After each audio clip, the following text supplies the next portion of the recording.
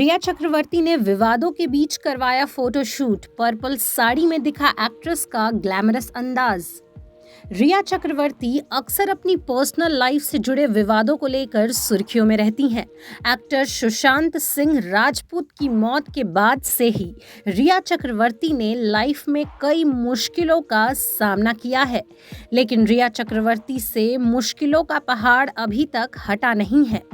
हाल ही में एनसीबी ने एक्ट्रेस और उनके भाई शोविक चक्रवर्ती का ड्रग्स पैडलर से सीधे संबंधों का खुलासा किया है।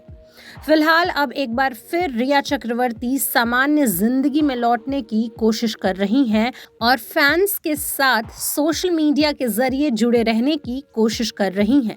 इसी बीच रिया ने अपना एक फोटो शूट करवाया है, जिसकी तस्वीरें इंटरनेट पर वायरल हो रही हैं।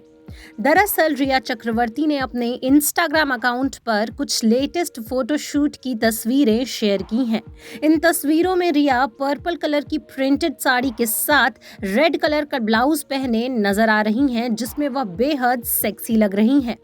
डीप नेक और बैकलेस ब्लाउज ने एक्ट्रेस का लुक और भी बोल्ड बना दिया है।